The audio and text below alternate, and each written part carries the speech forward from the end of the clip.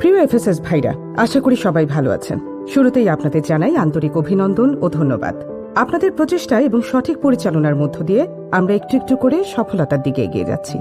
Team তখনই সফল হয় যখন ওই টিমকে সঠিকভাবে ম্যানেজ করা হয়। একটি এসআর টিম কতটুকু সফল হবে তা সম্পূর্ণভাবে নির্ভর করে একজন এফএসএস ওই টিমকে কিভাবে ম্যানেজ করছেন তার উপরে। তাই একজন এফএসএস এর জন্য কার্যকর টিম ম্যানেজমেন্ট প্রক্রিয়া জানা অনেক গুরুত্বপূর্ণ। কার্যকর টিম ম্যানেজমেন্টের জন্য একটি টিম লিডারকে 5টি কাজ অবশ্যই করতে হয়। 1. লক্ষ্য নির্ধারণ, 2. পরিকল্পনা, 3. যোগাযোগ ও ফলো আপ, 4. মনিটর ও কন্ট্রোল, 5. মূল্যায়ন। শুরুতেই আসি লক্ষ্য নির্ধারণে। পরিষ্কারভাবে নিজের টিমের লক্ষ্য নির্ধারণ করুন। কোন এসআর কোন দিন কোন রুটে কত শলাকা করে বিক্রয় করবে এভাবে লক্ষ্য নির্ধারণ করুন এবং সবসময় বাস্তবসম্মত লক্ষ্য নির্ধারণ করুন। মাসের শুরুতেই রুট অনুযায়ী কত শলাকা বিক্রি করতে হবে এবং কি কি কেপিআই অর্জন করতে হবে তা জানিয়ে দিন। এরপরে আসে পরিকল্পনা। লক্ষ্য নির্ধারণের পর করতে হয় পরিকল্পনা বা প্ল্যানিং। আমরা যেখানে পৌঁছতে চাই সেটা হলো আমাদের লক্ষ্য, আর সেই লক্ষ্যে পৌঁছানোর জন্য যেভাবে কাজ করতে হবে তাই পরিকল্পনা। পরিকল্পনা যেভাবে করবেন, আসুন আরো কিছু বিষয় জেনে নিই। 1. মাসের প্রথম কর্মদিবসে সকল এসআর এর টার্গেট বুঝিয়ে দিন। 2. টিম মেম্বারদের ঘাটতি থাকলে তা পূরণের পরিকল্পনা করুন। প্রয়োজনে সঠিক জায়গায় সঠিক জনবল পুনর্বন্টন করুন।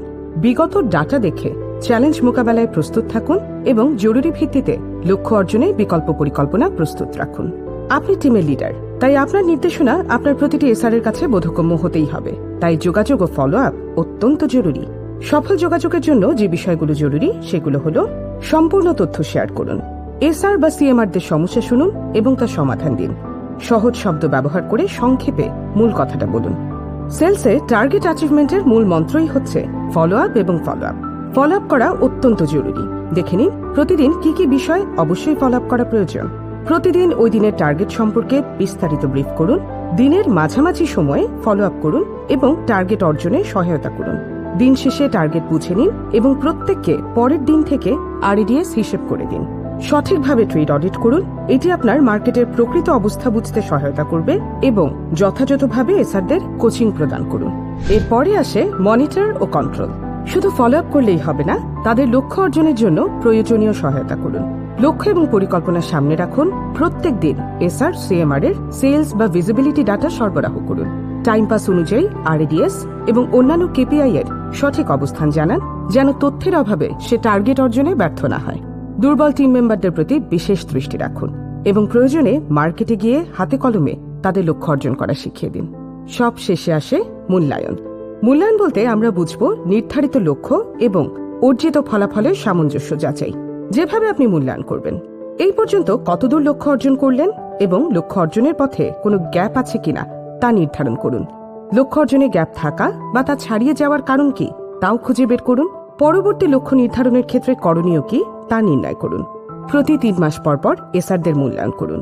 টিমে যদি কারো ইমপ্রুভমেন্ট এরিয়া থেকে থাকে তাহলে তাকে সবার সামনে না বলে 1-to-1 ফিডব্যাক দিন এবং হাতে কলমে শিখিয়ে দিন। আপনার টিম আপনার অহংকার, তাই আরো একবার জেনে নিই। কার্যকর টিম ম্যানেজমেন্টের জন্য 5টি কাজ অবশ্যই করতে হয়। 1. লক্ষ্য নির্ধারণ, 2. পরিকল্পনা, 3. যোগাযোগ ও ফলো আপ, 4. মনিটর ও কন্ট্রোল, 5. মূল্যায়ন। আজ এ পর্যন্তই। ভালো থাকবেন। ধন্যবাদ।